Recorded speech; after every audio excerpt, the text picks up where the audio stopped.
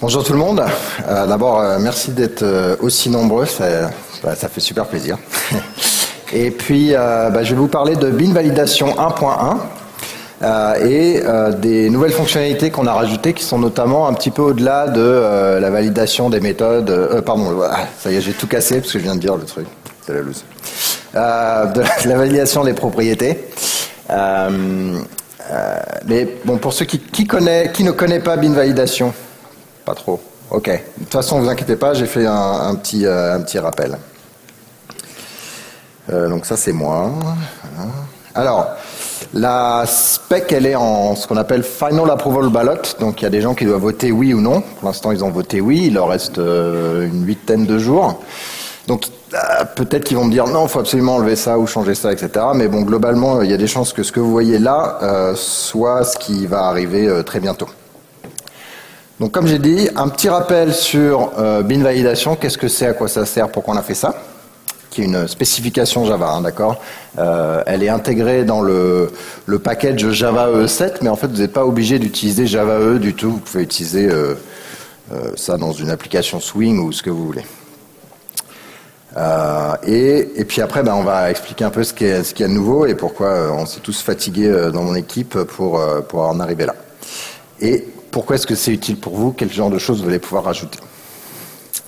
Moi, je travaille chez Red Hat dans la partie middleware, initialement dans l'équipe Hibernate et maintenant toujours dans l'équipe Hibernate, mais un petit peu sur tout ce qui est donné chez Java. Et donc, je code sur plein de projets, mais en gros, ça veut dire que je code quand même un peu moins par projet. Et donc, on teste le clonage, tout ça, mais pour l'instant, c'est pas idéal. Mais les derniers gros moments de travail pour moi ces derniers temps, ça a été sur l'aspect Bean Validation, notamment les 3 derniers mois pour intégrer tout ça dans l'écosystème Java EE. Et vu qu'on est en Devoxx France et pour Jean-François Arcan, je fais des baladodiffuseurs. Je suis un baladodiffuseur, pardon.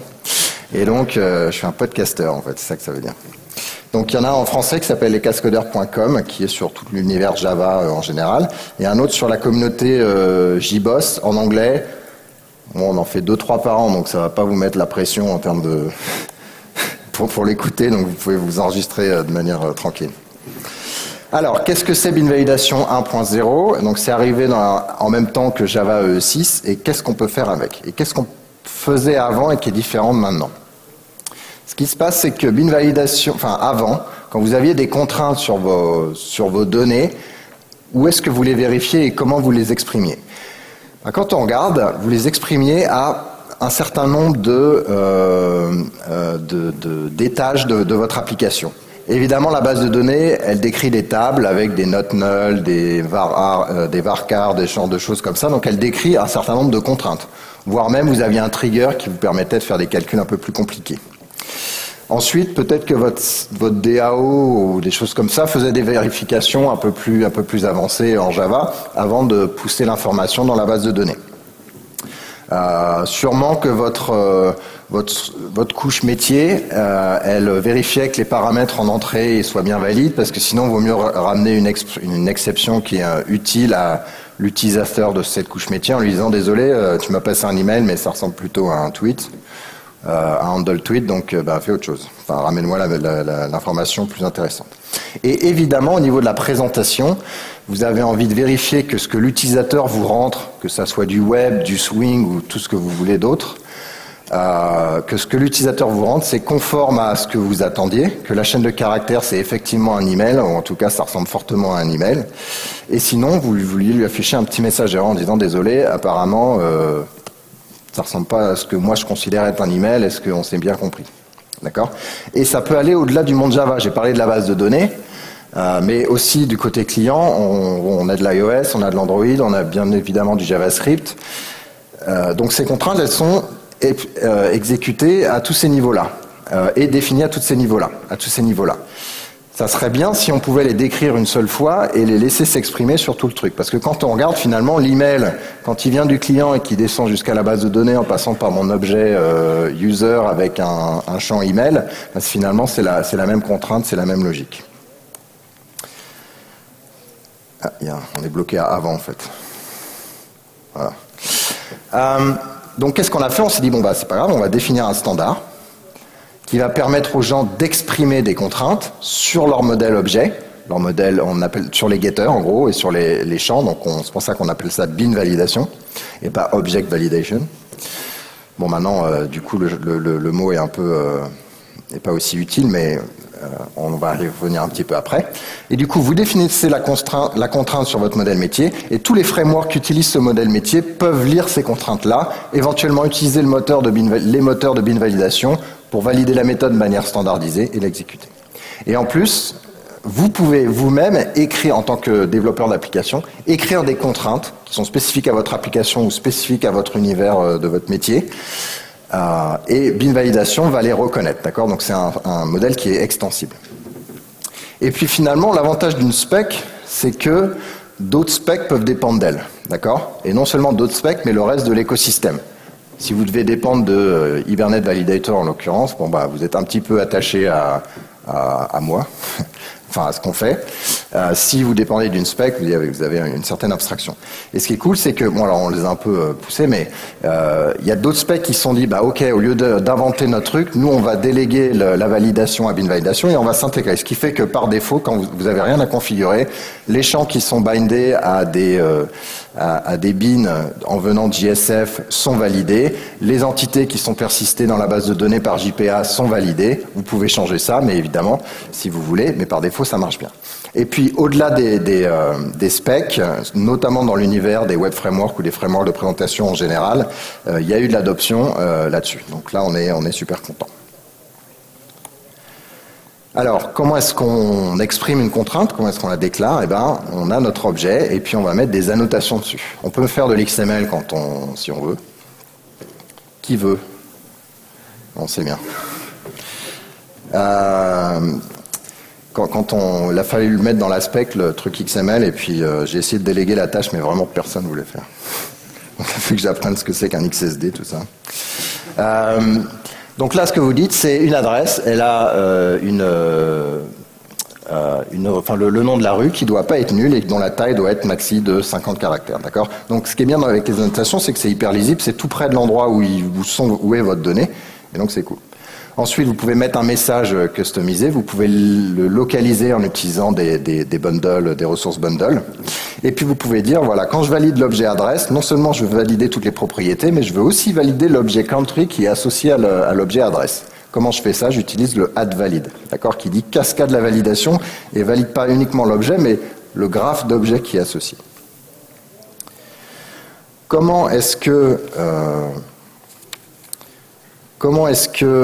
je fais que je vérifie que deux propriétés dans une classe sont consistantes? Par exemple, le zip code, on peut imaginer que selon les pays, il n'a pas la même tête.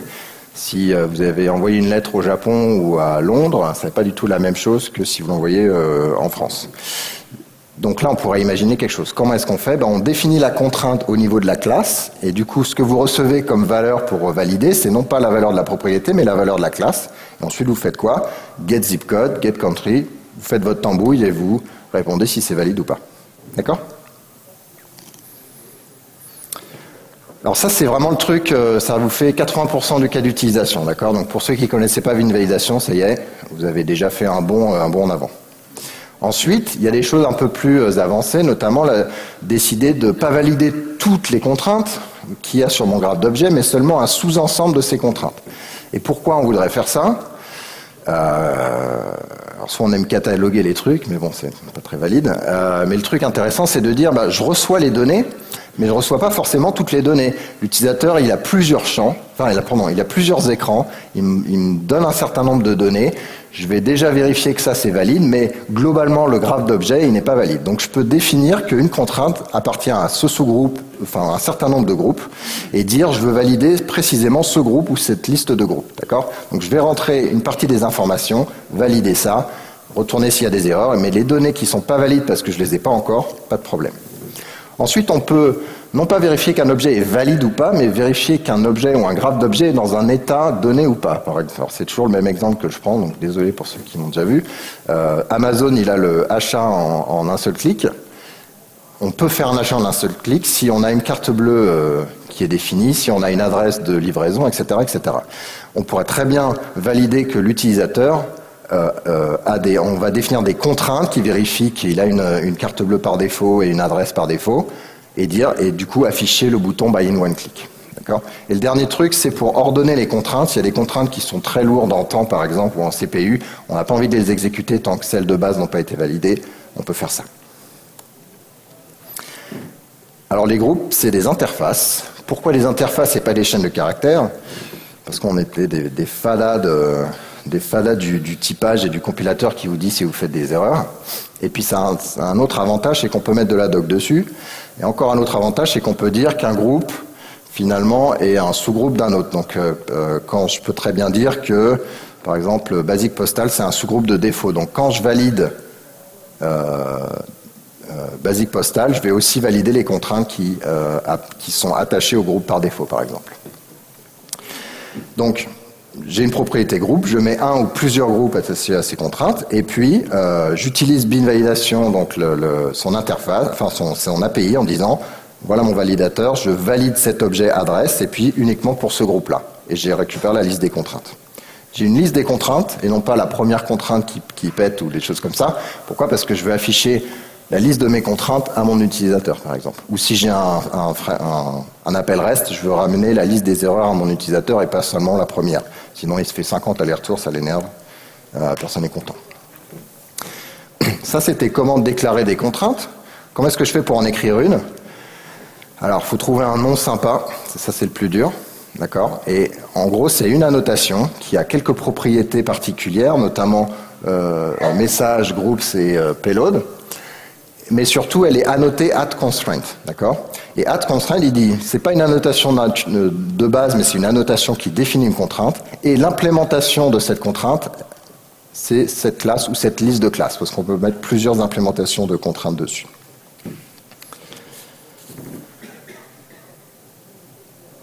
Donc, Stream Zip Code Validator, on va regarder le code de ce truc-là.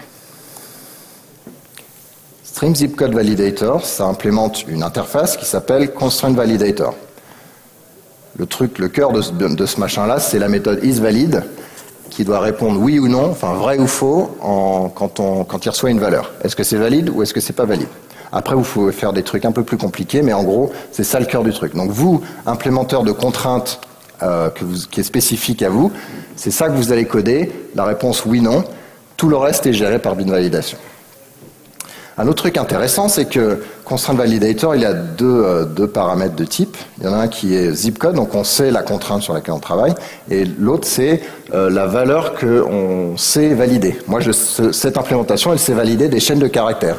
Elle ne sait pas valider des nombres.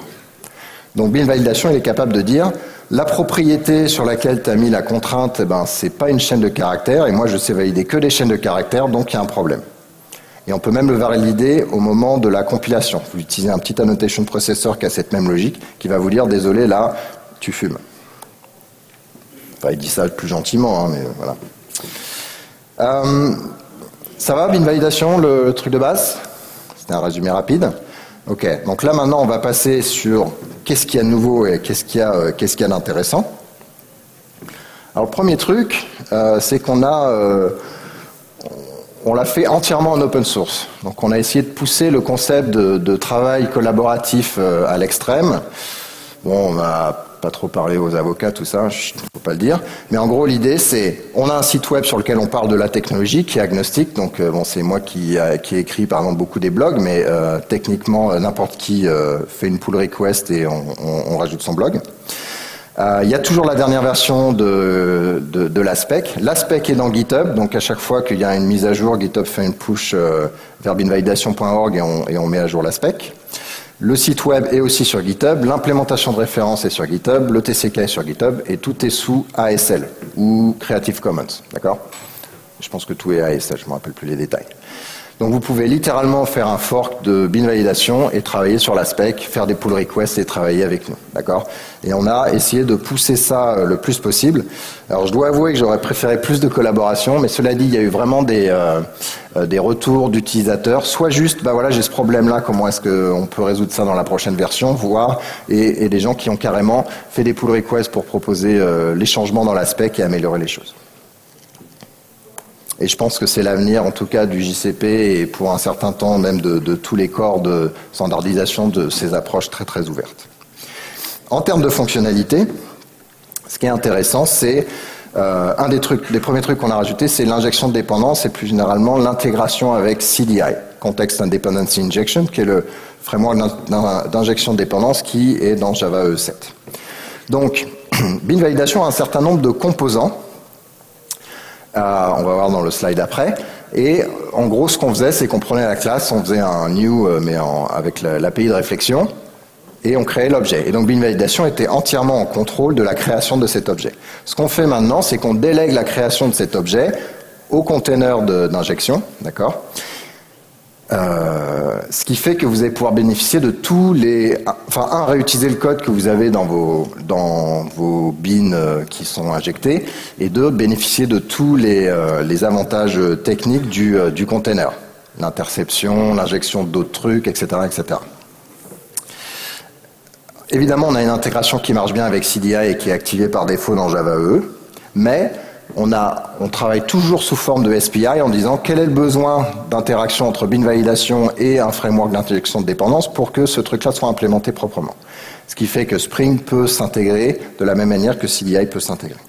Et c'est sur leur roadmap pour Spring, c'est quoi 4 truc dans ce goût-là. Alors, où est-ce que c'est utile l'injection de dépendance? Donc il y a tous les composants qui peuvent le faire, Message Interpolator, etc., etc. Mais là où c'est intéressant, c'est sur l'implémentation du validateur de contraintes. D'accord? Vous vous rappelez le zip code, là, si on a un truc un peu plus compliqué, qu'on a envie d'injecter un service qui est qui est dans notre application, ben on va pouvoir le faire. Ah, ça tombe bien, c'est l'exemple que j'ai pris. Là, j'ai une implémentation qui utilise add-inject. Il se trouve que j'ai qualifié pour avoir une implémentation de validation de code postal français. Et dans isValid, je vais littéralement utiliser mon service. D'accord? Aussi simple que ça. Donc tous les gens qui disaient est-ce que je peux aller accéder à des bases de données, à des services et des machins, maintenant c'est quand même un peu plus simplifié. Et le thème, c'est finalement d'unifier un peu tous les entre guillemets, modèles de programmation au pluriel de Java EE autour de CDI pour que vous avez l'impression de travailler sur une plateforme et pas un certain nombre de plateformes qui ont été collées au scotch. Le deuxième truc, qui est probablement la grosse fonctionnalité de bin validation et la raison du titre on n'est plus chez les binzounours, qui est probablement la seule raison pour laquelle j'ai été accepté. C'est qu'on va pouvoir valider non plus des propriétés et des objets, mais valider les paramètres et les valeurs de retour des méthodes. Comment ça se passe? Tiens, il y a des gens qui étaient au talk de Rémi Forax juste avant, là? D'accord. Vous allez voir, ça va être intéressant. Donc, ce qui va se passer, c'est que vous êtes le client qui appelle une méthode, et d'habitude, vous appelez la méthode fait quelque chose, elle vous ramène une valeur. Super. Sauf que là, on va mettre un intercepteur bin validation. Au lieu de tout de suite exécuter la méthode, on va vérifier. Il y a une API dans bin validation qui permet de vérifier qu'un tableau de paramètres est valide en fonction des contraintes qu'on a mis sur les paramètres de la méthode. Si c'est valide, c'est super. On délègue au prochain intercepteur ou voire à la méthode à la fin. Si c'est pas valide, on crée une exception qui ramène la liste des problèmes et le client peut gérer. D'accord ? Pareil pour la valeur de retour, c'est un peu moins utile de vérifier, de dire voilà, je suis censé ramener une chaîne de caractères qui est un email par exemple. Si c'est pas un email, j'aimerais lever une exception. Donc avant de ramener la valeur que la méthode nous a ramenée, on va valider que la valeur de retour est valide et ramener ça au client. C'est moins utile. C'est probablement utile pour faire du code défensif et je pense qu'il y a un problème d'ego, c'est-à-dire qu'on n'a jamais confiance au gars on n'a jamais confiance en le gars qui nous appelle. Après nous, on sait qu'on ne fait pas de bug dans notre code, donc on ramène toujours un truc valide. Mais cela dit, on va le voir dans les exemples, il y a une valeur à décrire les contraintes au niveau des valeurs de retour avec les annotations, en termes de lisibilité. Alors, bin validation, c'est pas une technologie d'interception. On utilise une technologie d'interception existante. Alors, on s'intègre avec CDI dans Java EE 7 de manière native. Spring va travailler à une intégration aussi. Évidemment, si vous avez un framework d'AOP ou de choses comme ça va marcher. Donc là, il y a un bullet point que je pourrais rajouter. Au pays des licornes de Rémi, je pourrais utiliser le keyword interceptable, avoir littéralement un intercepteur bin validation, implémenté par bin validator par exemple, qui intercepterait utilisant invoke dynamic pour appeler la validation des paramètres et continuer si la méthode est valide. D'accord ? Alors ça veut dire aussi qu'on hérite de ces limitations. CDI et Spring utilisent des proxys par défaut, c'est-à-dire comme disait Rémi d'ailleurs, une fois qu'on est dans le proxy, on peut pas si on fait un appel interne, on ne va pas être intercepté. D'accord ? Donc il faut bien être au courant de la technologie d'interception qu'on utilise et c'est là-dessus que bin validation va fonctionner.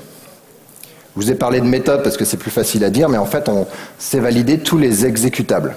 Et un exécutable, c'est une interface de Java 8, je crois, qui est en gros une super classe de méthode et constructeur. Il a juste fallu 8 versions de Java pour avoir ça. Quand est-ce que ça a du sens de l'utiliser? Moi, personnellement, je l'utilise quand je valide des services métiers. D'accord? J'ai un service métier qui est potentiellement exposé à l'extérieur, avec un contrat hyper clair, hyper défini. C'est là-dessus que je vais mettre mes annotations. Petit 1, c'est validé. Petit 2, c'est lisible du gars qui va utiliser mon service tout de suite. Il va pouvoir regarder le code et ça va bien se passer. D'accord? Du coup, ça simplifie le code de la méthode. La méthode qui réceptionne les paramètres qui sont potentiellement pas trustés, je ne sais pas comment on dit en français, désolé. Et bien là, au lieu d'avoir un code impératif qui valide ces paramètres, on va déclarativement exprimer qu'on veut valider ces paramètres. Dans certains langages, on appelle ça la programmation par contract. Donc je ne vous recommande pas de mettre ça sur toutes vos méthodes, etc. Mais les méthodes qui sont interfacées avec des systèmes extérieurs ou alors des sous-modules qui interagissent, c'est là où ça a vraiment du sens. Ça, c'est le code à l'ancienne.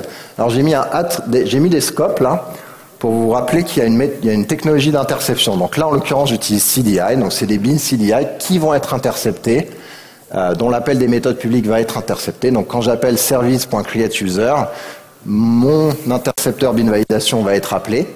Bon, en l'occurrence, là, non, parce qu'il n'y a pas de contrainte. Et donc là, je le fais à la main. C'est-à-dire que je vérifie à la main, je lève une exception à la main. Donc j'ai mon code de validation et ensuite mon code métier pur et dur. D'accord ?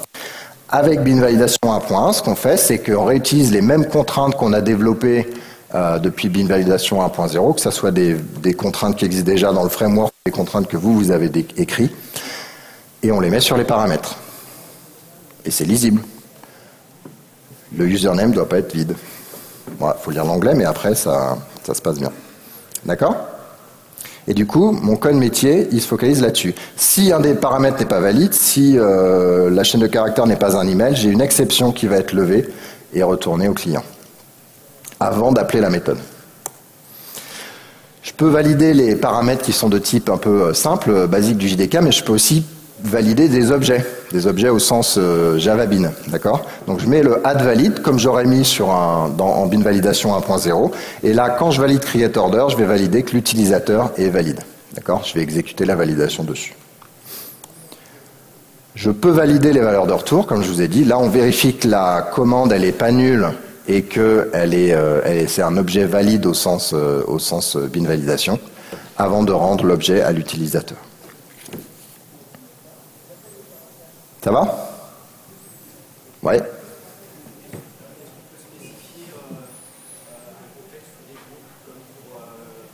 Un contexte de quoi?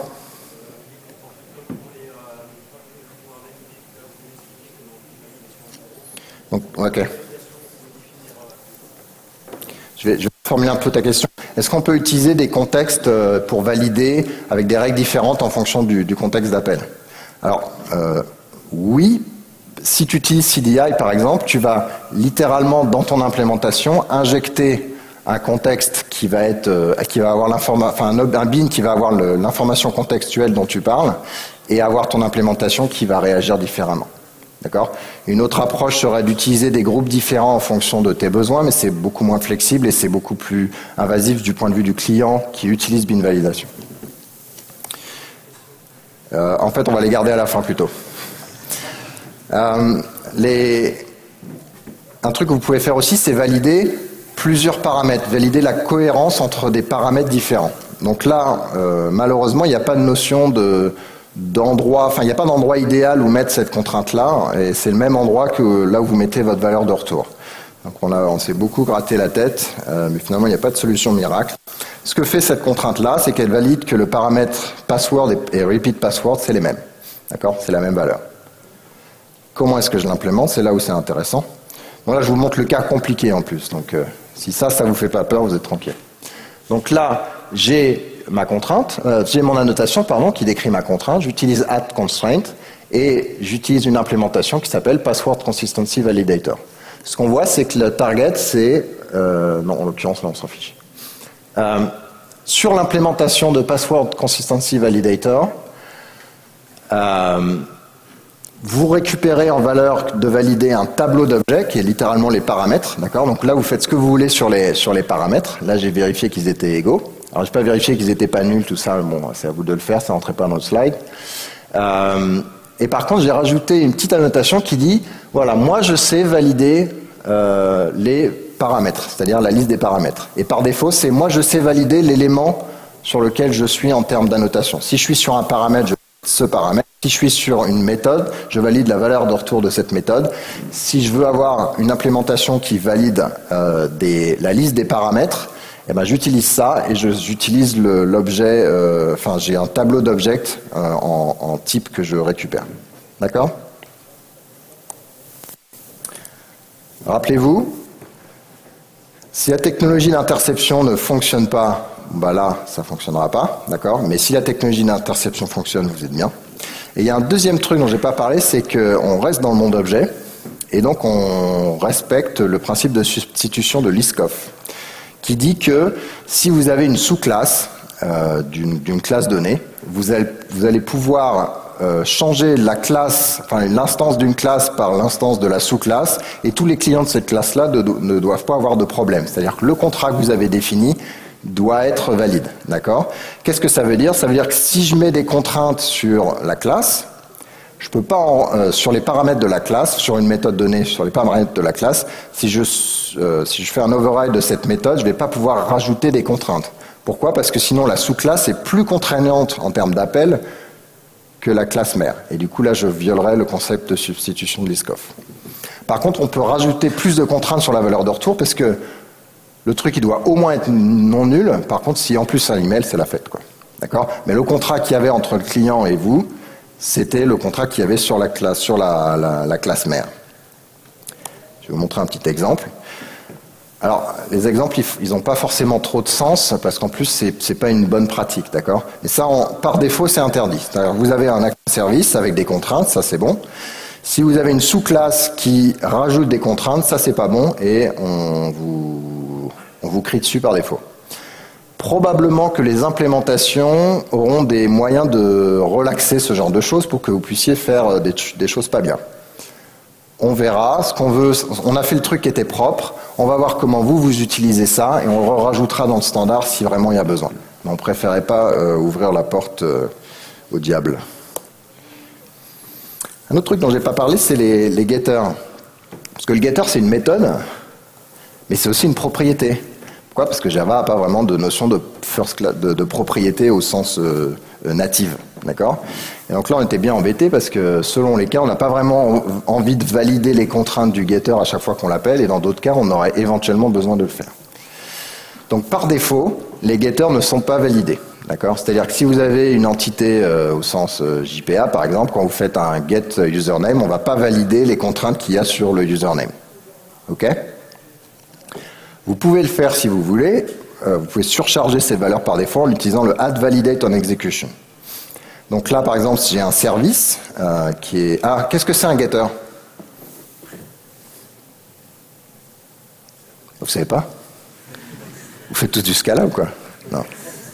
Un getter, c'est un truc très défini, c'est par convention. Ça démarre par get, ensuite le nom de la propriété. Ça a une valeur de retour et ça n'a pas de paramètres. D'accord? Donc c'est quand même vachement contraint. D'accord? Un get quelque chose qui a des paramètres, c'est pas un getter. Après, il y a un cas spécifique. Si c'est un booléen, on pouvait remplacer get par is. D'accord? C'est tout.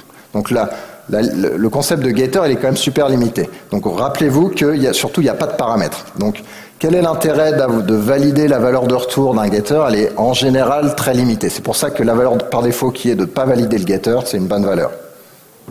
Enfin, on pense. Mais si vous voulez changer ça, pour une raison, un cas spécifique, ici, vous rajoutez add validate on execution et vous surchargez cette définition. Si à un moment vous avez une classe qui a plein de getters qui se trouvent être ce que j'appelle des action getters et que vous voulez les valider, vous pouvez utiliser le add validate on execution et passer la liste des types d'exécutables que vous voulez valider. Constructeur, non-getter method et getter method. Et vous pouvez, à l'inverse, désactiver la validation d'un getter ou d'une méthode normale à la mimine, si vous voulez. D'accord ? Vous pouvez aussi désactiver globalement, au fait, dans un fichier XML, validation.xml, s'il y a besoin. Ça, c'était la grosse fonctionnalité, d'accord ? On a rajouté un autre truc qui est la conversion de groupe. Il y avait quelque chose qui n'était pas extrêmement élégant dans mille validation, c'est comment est-ce que je fais quand j'ai une graphe d'objets, que une autre graphe d'objets dépend dans cette graphe d'objets et que j'ai défini des notions de sous-groupes. À un moment, les sous-groupes qu'il y avait dans ma graphe d'objets qui est assez profonde là, ils ressortaient, ils étaient visibles du client pour pouvoir sélectionner les sous-éléments, d'accord ? Du coup, il y avait un petit peu de leakage dans ce truc-là. Donc, ce qu'on a fait, c'est qu'on a inventé le Network Address Translation, mais pour les groupes, et qui dit quand je suis là et que je vais passer à ce sous-graphe, quand je suis censé valider le groupe A, je vais valider le groupe B. Donc là, par exemple, j'ai un exemple qui est user. Je vais valider l'adresse. Et là, si je veux valider le groupe par défaut de user et les types, les contraintes qui sont de type basic postal, de groupe basic postal dans l'adresse, il faut que je fasse validator.validate, l'objet user, et passer default et basic postal. Donc c'est là où vous êtes obligé de vous rappeler de tous les groupes de votre graphe d'objets. Avec cette fonctionnalité, finalement, on a un truc qui dit, voilà, quand tu valides défaut, tu le convertis en basic postal et puis tu continues ton travail de validation en dessous. D'accord ? Donc ça, c'est bien en termes de réutilisabilité. Voilà, ça c'est un petit bonus pour vous. Qui utilise JAX-RS ? D'accord. Donc JAX-RS, on a, vous vous rappelez méthode validation ? JAX-RS, c'est des appels de méthode finalement, sauf que ça vient d'appels HTTP, d'appels REST qui viennent de l'extérieur. Et donc ça a encore plus de sens de vouloir valider les paramètres d'entrée, voire les valeurs de retour, d'accord ? Donc qu'est-ce qu'on a fait ? On est allé voir JAX-RS, on leur a dit voilà, on a un super truc, là ils nous ont dit t'es sûr ? Bon bref, on a discuté et on a réussi à intégrer bin validation avec JAX-RS. Donc vous pouvez utiliser vos contraintes bin validation sur vos méthodes JAX-RS et valider ce qui est littéralement bindé par JAX-RS. D'accord ? Et le truc que je trouve juste trop fort, je crois que je suis le seul sur Terre, mais bref, c'est pas grave, c'est que quand il y a une erreur au niveau des paramètres, bin validation, il lève une exception. Super, sauf que les exceptions dans le monde reste, ce qu'on connaît, c'est les erreurs HTTP. D'accord ? Les codes d'erreur HTTP. Qu'est-ce que ça veut dire si les paramètres ils sont faux ? C'est que en gros l'utilisateur il n'a pas passé les bons types de paramètres, donc on lève une erreur de type 400. Qu'est-ce qui se passe si par contre la valeur de retour n'est pas celle attendue ? Ça veut dire qu'en gros le calcul à partir des paramètres qui étaient valides, il y a un truc qui s'est pas bien passé. Donc c'est une erreur du type serveur, donc c'est une erreur de code de type 500. Donc il y a un binding entre les numéros de code HTTP, de code erreur HTTP et les exceptions. Donc comment ça se passe en pratique ? Exactement comme... Ah, non, j'ai oublié un truc, pardon. Dans JAX-RS, il se peut que vous ayez des trucs qui ressemblent à des getters, qui sont des getters, sauf que vous avez mis une opération de HTTP de type put, get, etc., etc. Ceux-là, on va les valider quand même, parce que dans JAX-RS, ça a du sens de les valider. Parce qu'il y a peu de chances que ça soit des getters au sens classique du terme. D'accord ? Donc c'est un petit truc où on a adapté les valeurs par défaut pour que ça ait plus de sens dans JAX-RS. Donc qu'est-ce que je fais ? Je mets mon binding de paramètres de mon formulaire, de mon header HTTP, de ce que vous voulez, et je mets les contraintes dessus, et elles vont être validées au moment de l'exécution de la méthode. Si tout va bien, j'exécute la méthode bindée par JAX-RS, sinon j'ai une exception, et du coup une erreur 400 ou 500 au niveau de mon appel REST. Ça, c'est vrai des paramètres de base, mais c'est vrai aussi si vous avez ce qu'ils appellent des entity bodies, c'est-à-dire des objets un peu plus complexes, bindés en JSON ou XML ou ce que vous voulez.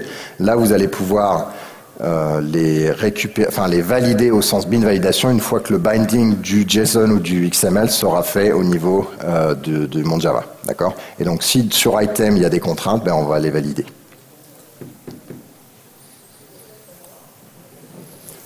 Après, on a mis des petits trucs supplémentaires. On valide pour les trucs de type min, max, anti-pattern, ce genre de choses qui avant prenaient des chaînes de caractères en termes de validation. Vous vous rappelez, les validateurs, ils acceptent un type spécifique. Ça pourrait être objet, mais en l'occurrence, on essaie d'être le plus spécifique possible. Et il se trouve que mon chaîne de caractères, c'est un petit peu contraignant. On pourrait travailler sur des chart sequences et du coup aussi valider les string builders ou des choses comme ça. Donc c'est ce qu'on a fait. On a remonté un petit peu le niveau au niveau de la hiérarchie. Un truc qui est tout bête comme ça, mais qui je pense va ouvrir des portes énormes, c'est qu'on avait un souci pour min décimale et max décimale. On n'avait pas mis la capacité d'exclure les limites, les frontières. D'accord ? Il faut que ce soit au minimum à 2, mais est-ce que j'inclus 2 ou pas? Par défaut, c'était inclus. Maintenant, on peut l'exclure. C'est facile, il suffisait de rajouter un petit booléen exclude et puis c'est fini. Ouais, bah pas vraiment, parce que le message, c'est pas exactement le même. D'accord ? Et il se trouve qu'on n'avait pas le moyen de changer le message de manière propre. Donc, il fallait créer 2 chaînes de caractères de localisation et pointer vers des clés différentes en fonction du truc. Bon, bref, c'était pas élégant. Donc, pour une fonctionnalité qui a pris probablement une demi-heure à rajouter dans la spec, on a travaillé une dizaine de jours sur le truc au-dessus, mais qui du coup va être hyper utile pour vous. C'est-à-dire que on avait déjà la capacité d'interpoler les messages que les erreurs généraient. Vous pouviez mettre les valeurs qu'il y avait dans la notation et des choses comme ça, et évidemment localiser les choses. Maintenant, on a plus d'informations, notamment la valeur qui est fausse, on peut la réinjecter dans le message. Et en plus, le message peut être une expression au sens IL. D'accord ? Ça veut dire que vous pouvez mettre des petits bouts de code dans le message et du coup être beaucoup plus flexible dans ce que vous voulez mettre. Mettre un S, mettre pas de S, rajouter inclusive or not, formater la valeur ici qu'on voit à la fin, parce qu'on a aussi bindé en gros string format. Vous allez pouvoir formater par exemple un nombre dans sa version chaîne de caractères exactement comme vous voulez, avec la locale qui est la locale de la validation, etc., etc.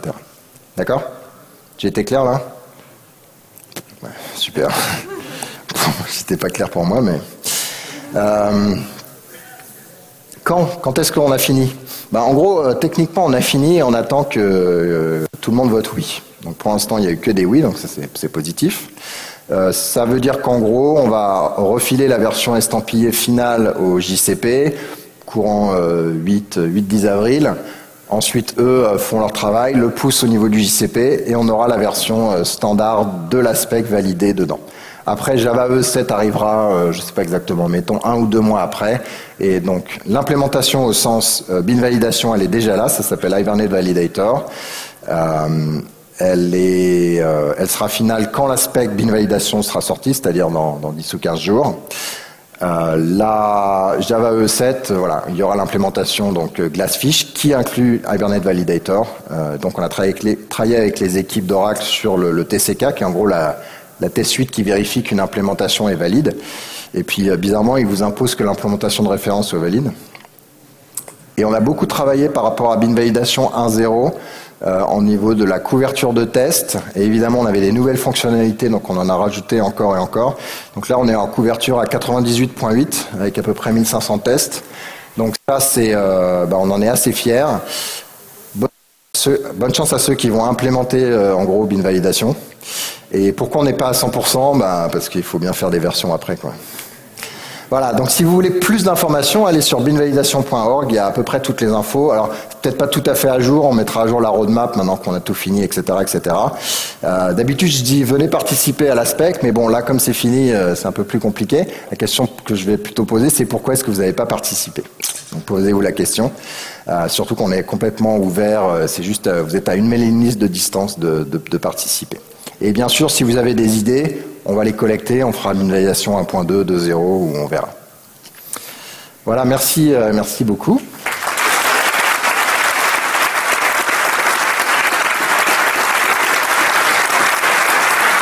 Et on a plein de temps pour les questions. Donc il y en avait une que j'ai gentiment interdite, mais elle peut revenir là, juste là. Oui, je voulais savoir au niveau des exceptions sur les méthodes générées par BinValidator, est-ce qu'on peut spécifier le type d'exception à remonter côté client? Non, en fait, alors la question, oui, ben non, la question elle est déjà dite dans le micro, donc c'est bon. Tu peux, alors, la spec propose une exception qui s'appelle Validation Exception, et l'implémentation qui sera celle dans Java EE State et l'intégration avec CDI, elle lève cette exception. Et cette exception, elle a un message et surtout elle a la liste des constraints validation qu'on a vu rapidement dans un des slides. Si tu voulais vraiment changer ça pour une raison ou une autre, il y a deux approches. La première, c'est que toi, tu réécris l'intercepteur, parce que finalement, c'est peut-être... je sais pas, 200 lignes de code, enfin c'est pas, non, peut-être probablement moins, mais en gros c'est juste un intercepteur qui va appeler les méthodes de bin validation, donc tu pourrais changer ça. L'autre approche, c'est de demander à l'équipe d'Hibernate Validator de par exemple avoir la moyen de customiser ça, mais on a une règle, dès que tu demandes un truc, on te demande ton cas d'utilisation. Donc si le cas d'utilisation est valide, il y a des chances que ça rentre, si c'est juste une question théorique, ça rentrera pas. Donc je sais pas si tu avais un cas d'utilisation, mais... D'accord. Une autre question? Ouais, justement. Plus vite, David. Faut arrêter de fumer. 46 jours, bien. Hein.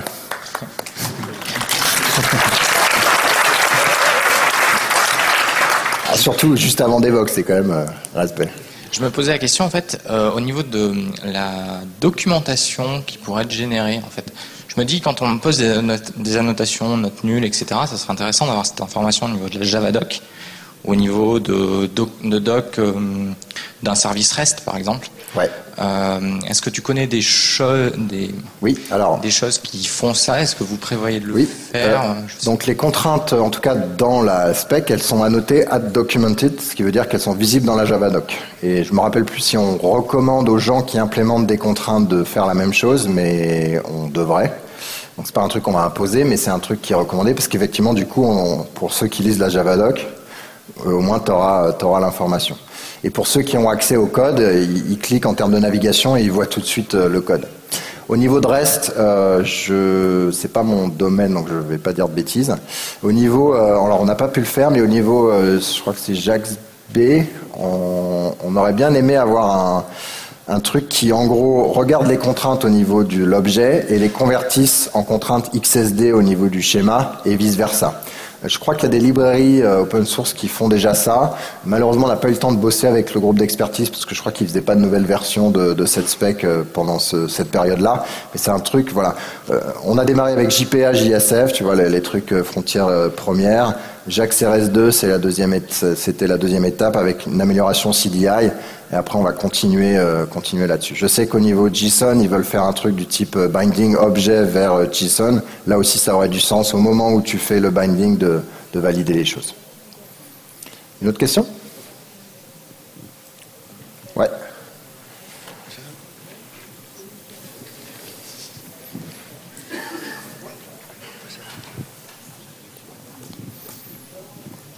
D'abord, bravo d'être allé jusqu'au bout, quasiment jusqu'au bout du processus JSR. J'imagine que c'est pas simple. C'est du travail aussi, surtout. Et là, désolé, ma question va être un peu hors sujet, mais vous n'avez pas envie de reprendre Beans Binding? Beans Binding déjà, il faudrait que je lise la spec. Non, la réponse est non, je pense. Enfin, personnellement, tu veux dire? J'ai pas d'opinion. Je sais pas. Dans quel cas tu voudrais l'utiliser? D'accord. En fait, on l'utilise déjà, mais c'est une JSR qui n'a jamais été jusqu'au bout, quoi. Ouais. Qui est dans les limbes. D'accord. Il y en a d'autres comme ça. Ouais. Il y a les cimetières de JSR. C'est un investissement qui est lourd. Ça fait bon, déjà ça fait probablement plus de 2 ans qu'on a démarré ce truc-là, au début doucement, etc. Ça a été probablement une personne et demie à temps, non pas une personne, on va dire une personne à temps plein pendant ces 2 ans en moyenne. Les 3 derniers mois, on va pas compter les week-ends qu'on n'a pas pris, les vacances qu'on n'a pas pris, et les nuits qu'on n'a pas prises pour justement aligner le plus de specs possible pour qu'il y ait un truc propre. Donc c'est vrai que Red Hat, ça a l'air gros, mais ça reste quand même une petite boîte avec des petites équipes. Donc quand on bosse sur un truc, on bosse pas sur d'autres choses. Donc le choix, on est pour les standards et on fait notre travail, mais c'est vrai que le choix, il est toujours calculé. C'est pas, on peut pas lâcher des gens dans la nature à travailler sur ce qu'ils veulent.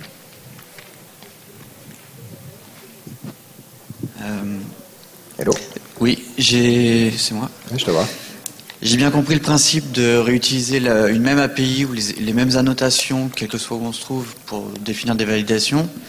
Ma question, c'est plutôt, supposons j'ai mon modèle objet, les entities, j'ai mis mes règles de validation dessus, mais avec une architecture par couche, je vais me retrouver au-dessus avec des DTO, par exemple. Ah oui, mais il ne faut pas faire des DTO, c'est ça le truc.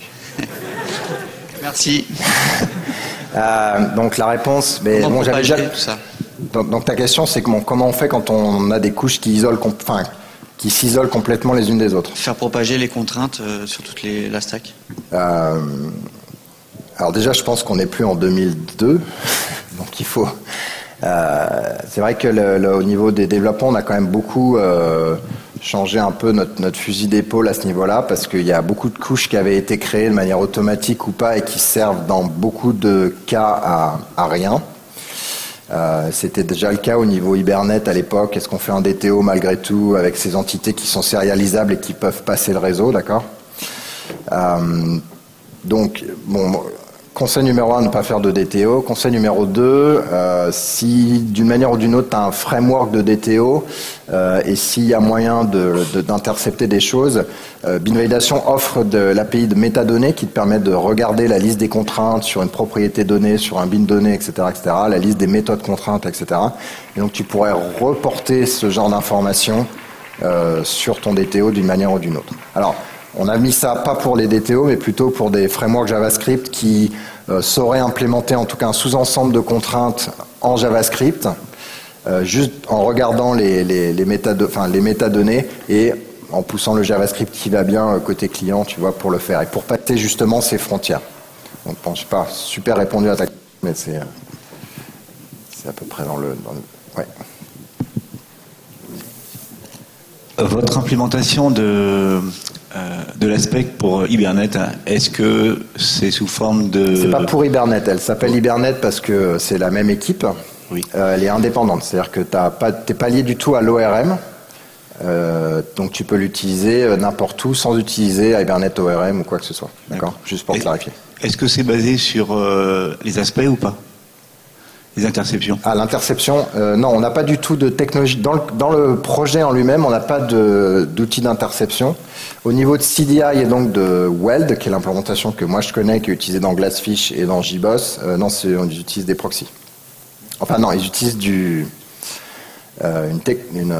crois que c'est JavaSist qui fait en gros une sous-classe, mais c'est pas du weaving au sens AspectJ par exemple. Mais tu pourrais avoir une intégration AspectJ. C'est totalement possible. Oui. Ou tu peux avoir l'implémentation de Rémi et tu rajoutes le interceptable dans ton code, mais il faut attendre 2020. Non, cela dit, ce qu'il a dit, bon, je suis pas tout d'accord avec lui. En plus, il y a des choses qu'il a oubliées, mais il est tout jeune dans Java EE, donc on va lui apprendre. Mais c'est super intéressant. Moi, j'étais à côté de Stéphane Epardo, qui est un collègue qui travaille sur Célon, et pendant son talk, on discutait, voilà, qu'est-ce que ça changerait chez nous, quel serait l'avantage en termes de perf et de simplicité de code pour tout le monde. Et le gros problème, c'est le problème de backward compatibilité sur ce nouveau keyword, et du coup, demander demander aux utilisateurs de framework d'utiliser ce nouveau keyword plutôt que les trucs à l'ancienne. Mais ça vaut l'exploration. Je pense qu'on va en discuter en interne chez nous, voir si on peut aider la cause. Oui, la question. Plus, Ouais. est-ce que c'est prévu d'intégrer dans Java SE bin validation? C'est une. Alors, Nostradamus. Ça a été envisagé avec JavaFX. Donc JavaFX a eu besoin d'un framework de validation, et donc j'ai discuté avec ces gens-là à Java One dernier en se disant c'est quoi vos besoins et est-ce que bin validation a du sens? Et en gros la réponse sur les canapés après 2h30 de discussion c'était oui. Malheureusement, ils avaient un timing très très contraint, encore plus contraint que Java E7. Donc je suis même pas sûr qu'ils aient un framework de validation dans la version qu'ils vont sortir dedans. Mais c'est quelque chose que j'aimerais faire avancer. S'ils sont OK de leur côté, je pense qu'ils le sont dans l'absolu. Et qui dit JavaFX dit JDK, puisque JavaFX, un de ces quatre, va rentrer officiellement dans le JDK. Et du coup, on aurait bin validation dans le JDK. Aujourd'hui, si j'avais à le faire aujourd'hui, je dirais non, parce que je préfère que ma spec elle soit plus flexible, etc. Cela dit, avec la 1.1, on s'est quand même bien stabilisé. Et avec les modules de Jigsaw qui arriveront dans N+1, là pour le coup, on aura moins peur de se lancer dans des choses comme ça. Donc je pense que c'est quelque chose qui va arriver. On en parle, mais il n'y a rien de concret ou de final encore aujourd'hui. C'est la dernière. Merci. Merci beaucoup.